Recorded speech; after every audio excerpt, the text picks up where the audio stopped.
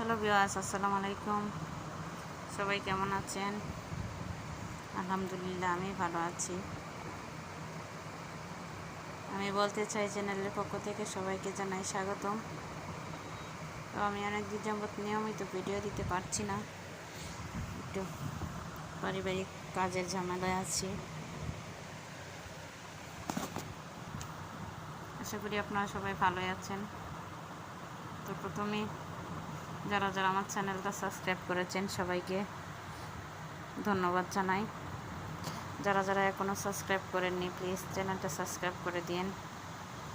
আসুন, প্রসঙ্গ কথায় ভিডিওর টাইটেল দেখে হয়তো বুঝতে পারছেন আমি কী নিয়ে আলোচনা করতে যাচ্ছি।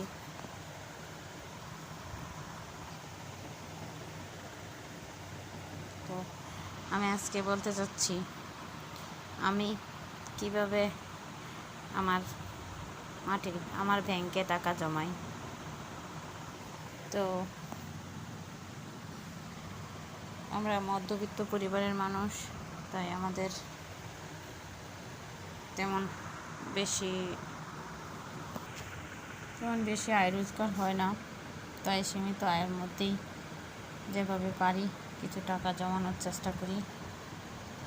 আমি আমার একটা ব্যাংক কিনেছিলাম, সেই ব্যাংকটাতে প্রতিদিন 20 টাকা করে জমানোর চেষ্টা করি।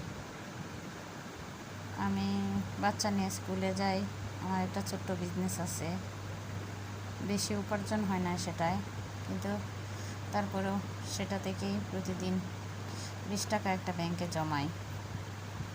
বলতে পারেন মাত্র 20 টাকা। হ্যাঁ, আমার জন্য সেই 20 টাকাটাই অনেক কিছু। আমি 20 টাকা করেই জমানোর চেষ্টা করি। তো আপনারাও যারা গৃহিণীরা আছেন, প্রতিদিনের খরচ থেকে কিছু টাকা রেখে দিবেন, অন্তত 20টা টাকা বা 10টা টাকা একটা ব্যাংকে জমিয়ে রাখলেন। তাতে আপনার বছর শেষে দেখেন অনেকগুলো টাকা হয়ে গেছে। তো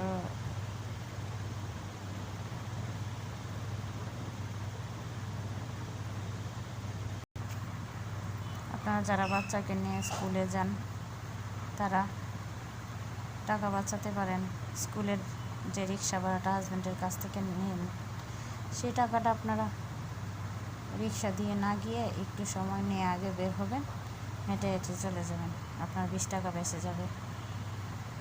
20 টাকা 10 টাকা এভাবে আপনারা আপনাদের ব্যাংকে জমাতে পারেন।